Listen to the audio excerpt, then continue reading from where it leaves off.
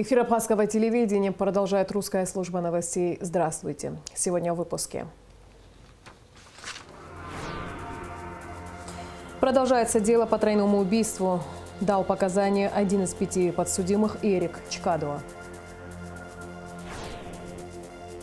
Актуальные проблемы и вопросы правоохранительной сферы обсудили министр внутренних дел Роберт Кьют и председатель Союза абхазских добровольцев Северной Осетии Алании Игорь Кокоев. В Гудауте открыли мемориальные доски памяти погибшим ветеранам Отечественной войны народа Абхазии.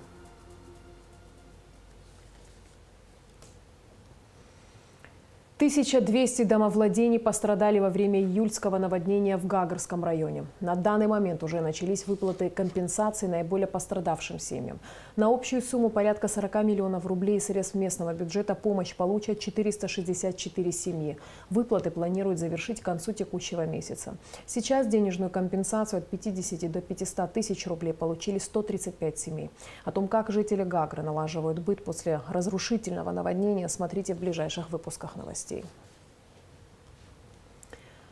5 погибшим ветеранам Отечественной войны народа Абхазии, братьям Анзору и Тимуру Барцец, Рудику Пкин, Гарри Дауте и Рудику Лакоя были открыты мемориальные доски в Гудауте. В церемонии приняли участие представители района, министр юстиции Анри Барцец, ветераны, родные и близкие погибших героев. Репортаж Шазина Ханагуа. Город Гудаута – поселок Керас. Это место было выбрано не случайно, так как именно здесь, в многоэтажных домах, жили ветераны, сложившие головы ради свободы Апсны. Кавалеры ордена Леона, братья Анзор и Тимур Барцец, были одними из тех, кто приблизил долгожданный миг победы. В начале Отечественной войны Анзор и Тимур находились в России. Они, не раздумывая, вернулись в Абхазию. Братья в составе армянского батальона имени маршала Баграмяна участвовали во всех военных операциях. Тимур погиб 8 июля 1993 года во время освобождения села Каман, а Анзор за 11 дней до победы. Ветеран войны Дмитрий Аргун поделился своими воспоминаниями о последних минутах жизни Анзора Барцец. Ему сказали, что Анзор, твой брат погиб, или двоюродный, или родственник. Двое до этого погибал. Иди домой, мы за тебя отомстим, иди домой. Ни в какую, истерика была, плакал очень сильно. Хотел отомстить, говорит, хотя бы одного сейчас уложу, а потом уже пойду, говорит. Никто не мог его остановить. Так быстро шел вперед, что незаметно ворвались на отряд грузинский. Храбрый и отважный воин. Так отзываются боевые товарищи о Рудике Пкин. Защищать родину Рудик ушел с первых дней войны. Ни уговоры матери, ни слезы родных не смогли его остановить. Говорил, отсиживаться дома, когда погибают его друзья на поле боя, он не будет. С детского сада с Рудиком дружил кавалер ордена Леона Закан Ачба. Ветеран, не сдерживая слез, рассказывает о последней военной операции, в которой принимал участие Рудик Пкин. Вот там в штабе Джофи Кагарва, где вот штаб был, мы оттуда собирались взятие Гагры, когда было. Мать бедная пришла, говорит, и Джофику говорила мне, я вас прошу, Рудик, останься, Владислав дал приказ, единственную, я дочку потеряла, одна осталась. Ну, мы все говорили, тетя Кима, не переживайте, все будет нормально, и он по своей совести никогда не остался тоже. Вот. Потом, значит, Килба нас повел в первый бой, вот там в горах. Из-за того, что слишком большой дух был, осторожности мало было, вот он и пострадал. Где надо было присесть, не присел. В общем, на моих руках человек, с которым я с детства бросил. Я после этого не мог даже к матери показаться. Меня тоже совесть мучила, что я не отговорил его, а наоборот ее уговаривал, что не переживайте, все будет нормально. Мемориальную доску в память о ветеране Отечественной войны народа Абхазии Рудика Пкин открыл его сын Дамей. Кавалеру ордена Леона Рудику Лакоя и ветерану Гарри Даутя, награжденному медалью за отвагу, также были открыты мемориальные доски на стенах дома, где они жили.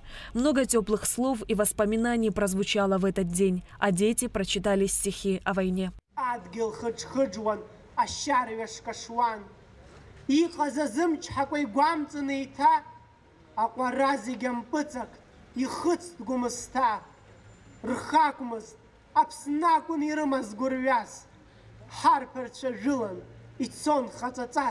Открытие мемориальных досок в преддверии Дня Победы стало возможным благодаря соседям и боевым товарищам ветеранов, которые оказали финансовую помощь. Все, кто присутствовал на открытии мемориальных досок, уверены, долг каждого из нас – помнить о подвиге воинов, погибших, защищая свое Отечество. Они все герои, разница между ними и нами. У них у всех лик святых, мы живые все разноликие. Вот наше поколение завоевало победу нашим детям вести нашу страну, прибавлять.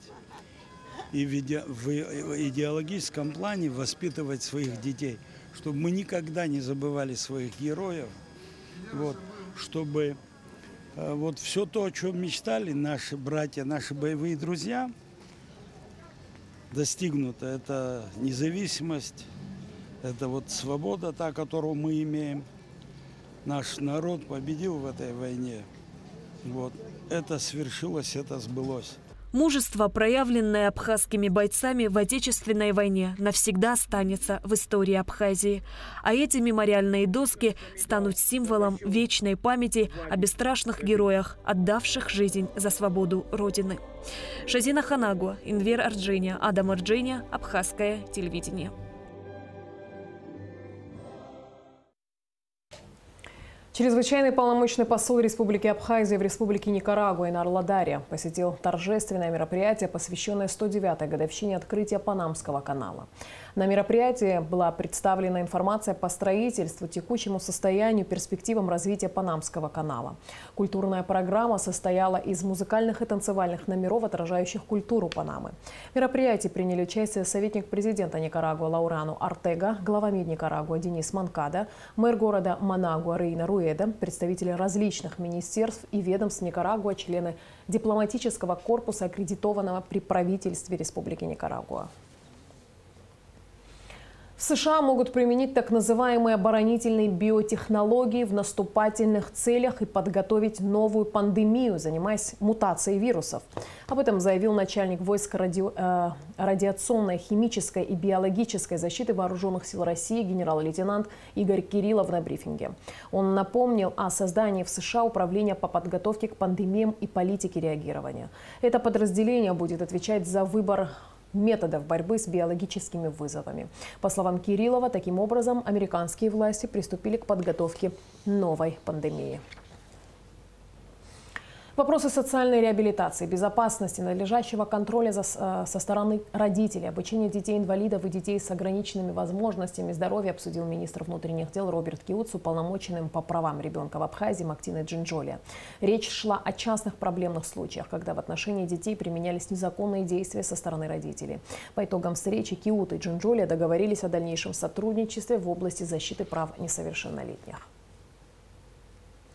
15 августа в районе каньона Хашупсе пропал 17-летний Кирилл Долбилов из Саратова. Об этом сообщили в МЧС.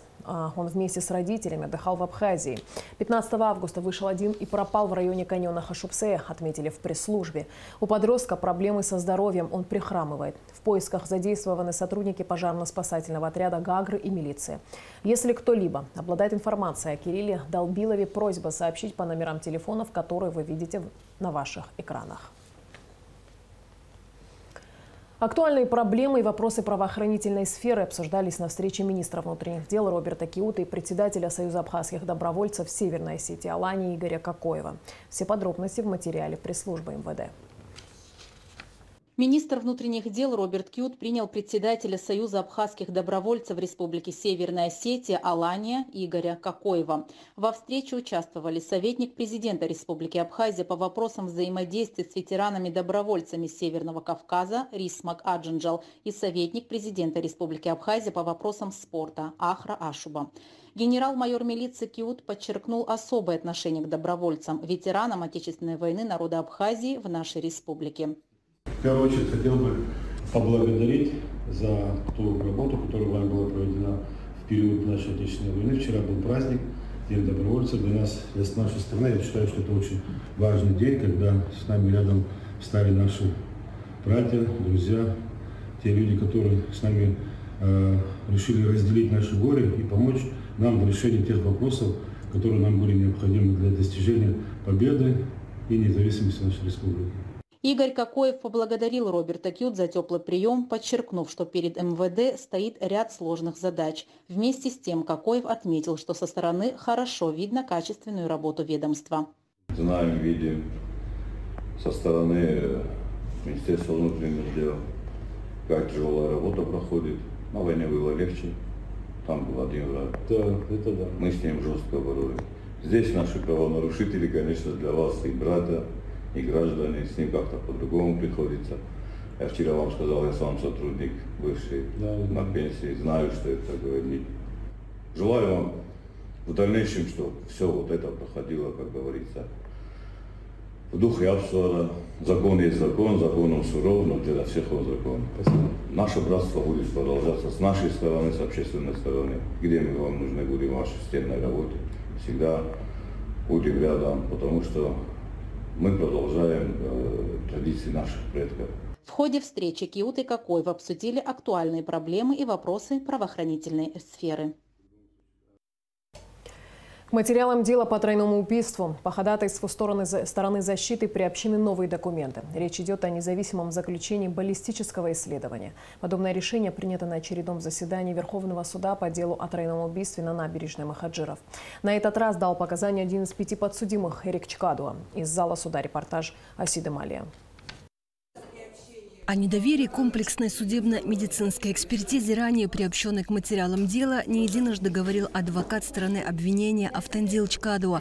Он был уверен, что назначенная в 2020 году экспертиза в полной мере не ответила на вопросы относительно данности образования, локализации, характера и количества ран на теле подсудимого.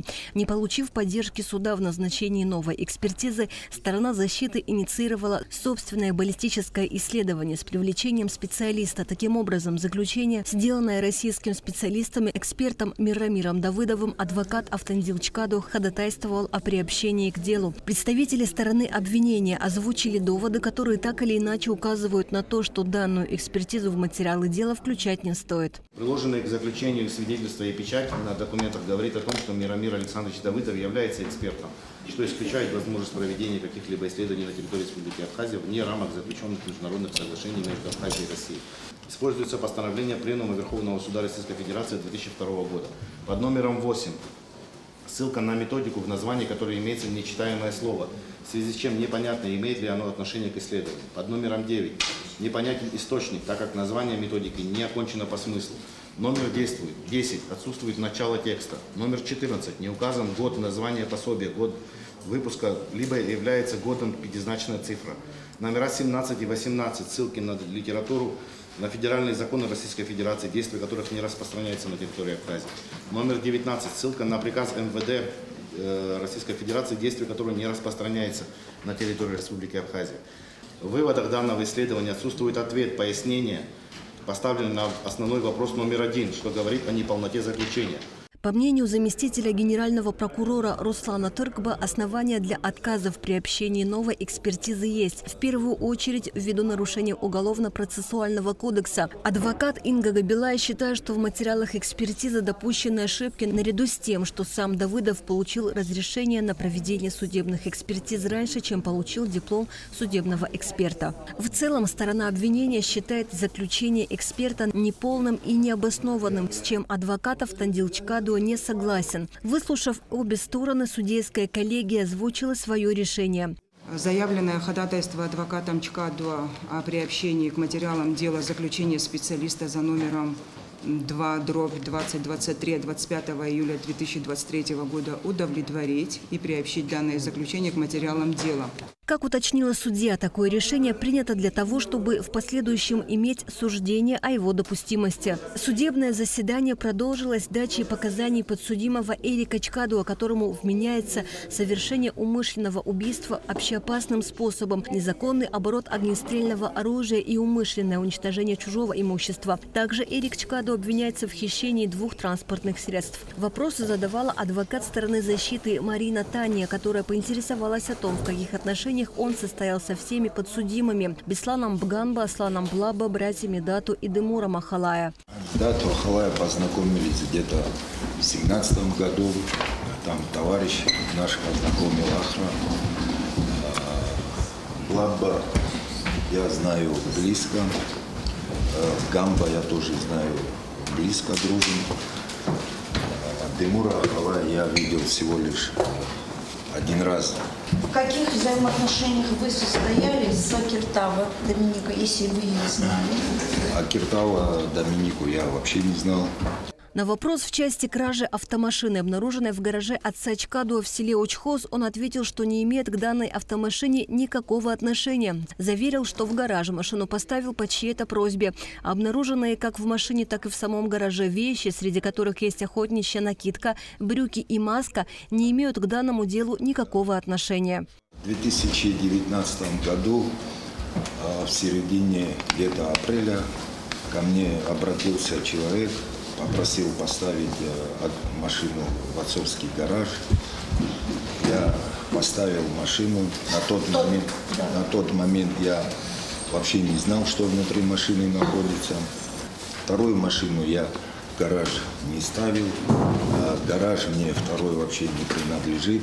Что касается обвинения в части создания организованной преступной группировки, Чкадуа ответил, что не имеет к ней никакого отношения. По версии обвинения, Эрик Чкадуа и Беслан Бганба, будучи водворенными в СИЗО МВД, в 2019 году были избиты с одобрения главарей гудаутского клана Астамура Шамба и Алхаса Авицба. Ввиду чего из жажды мести Чкадуа и Бганба создали преступную группировку. Чкадуа вменяемое ему обвинение отрицает и утверждает, что с убитыми не было никаких конфликтов. Знаком был с ними ранее, близко, хорошо общались, близко. Потом по истечению времени редко виделись. Последнее время вообще не виделись. Никакого, если увиделись бы, поздоровались бы. И никакого мотива для совершения преступления у меня не было и не могло быть. Отвечая на вопросы адвоката о соблюдении правил домашнего ареста, Чкадуа сообщил, что изредка нарушал. Выезжал на турбазу, где, по его словам, находилась дочь, о которой его семья не знала. На вопрос, где находился подсудимый 19 ноября 2019 года, он рассказал, что был занят тонировкой автомашины. Обратился Аслан Блаб затонировать 2 боковых стекла хозяйки Анаиды Милитян автомобиля стального цвета Audi A4.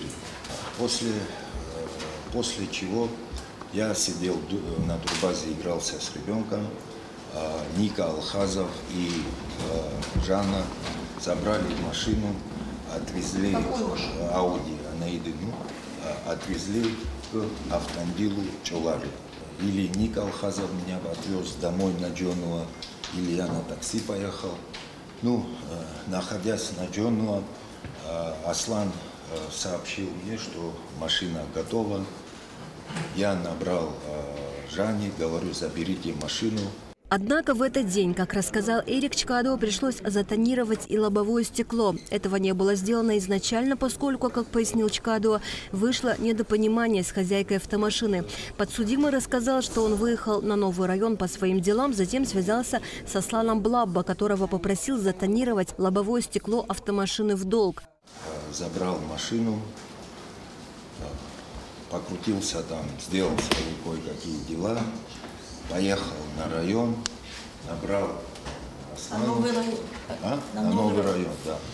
На Новый район поехал, набрал Аслану, и попросил его... Аслану Блаба. Да, Аслану Блаба. Попросил Аслана эту же машину затонировать лобовое стекло также в ТОВ.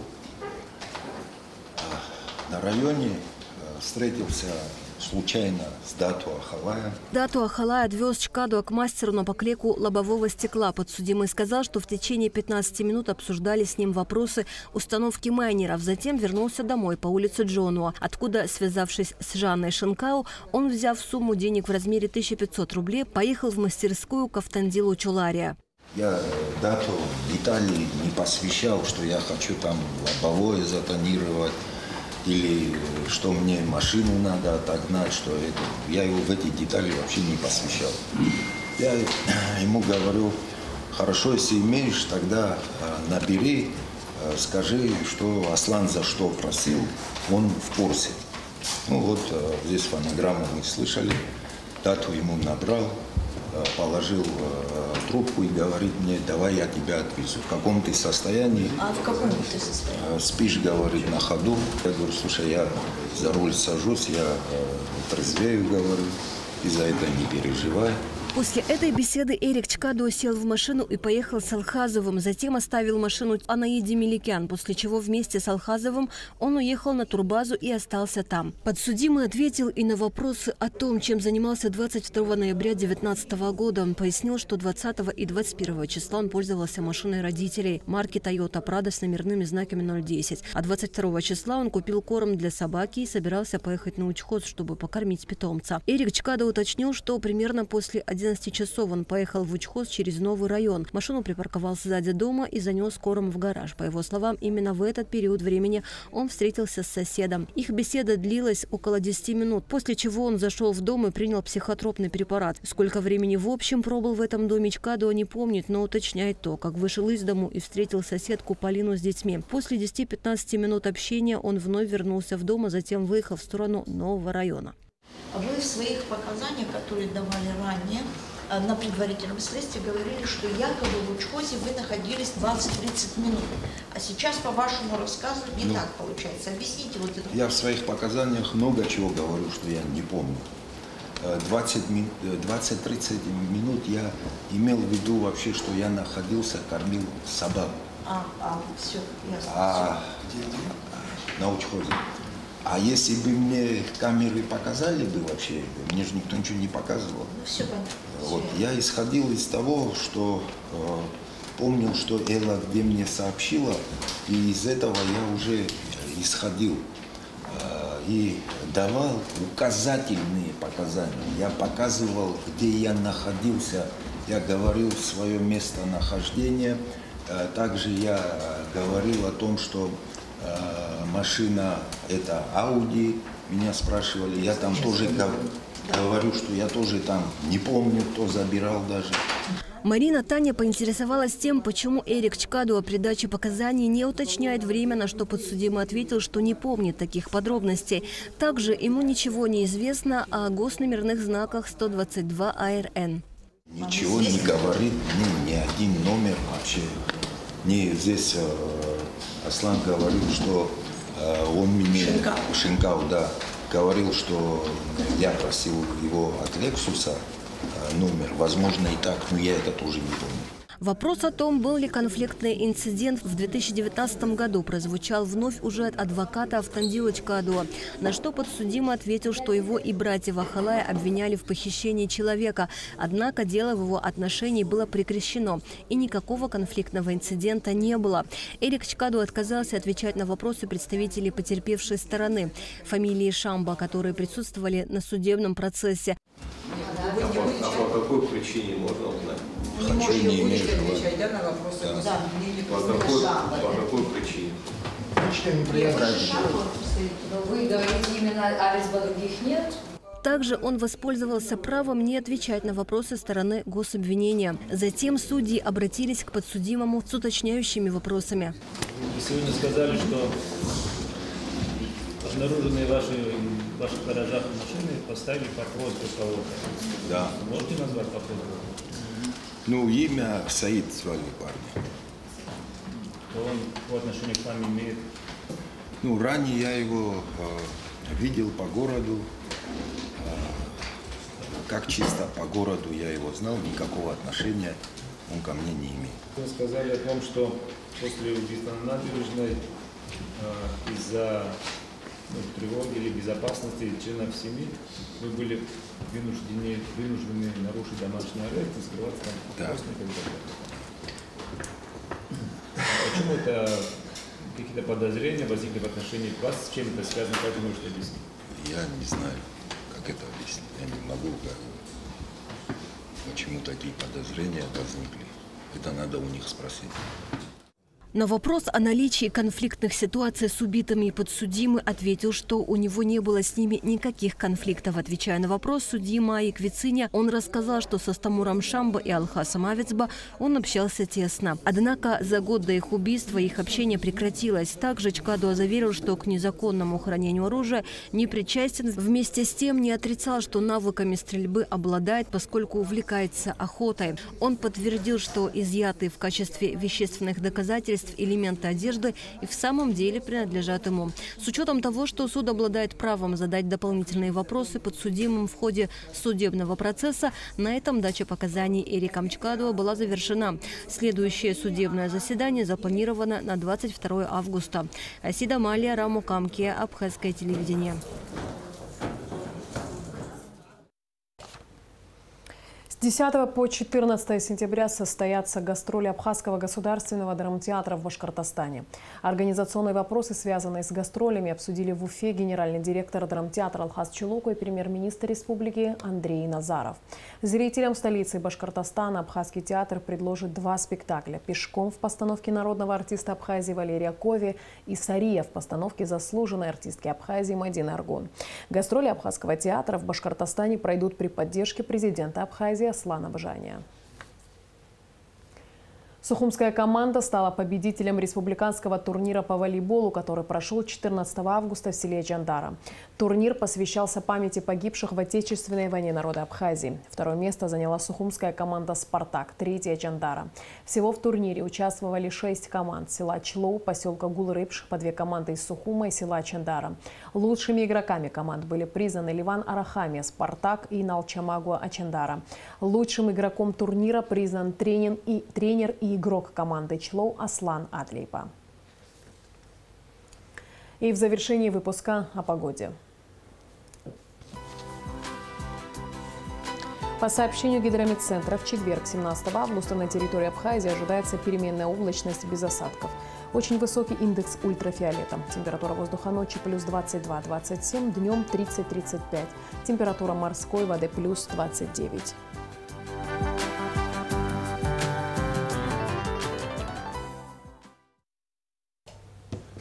На этом наш выпуск завершен. Всего доброго и до встречи в эфире.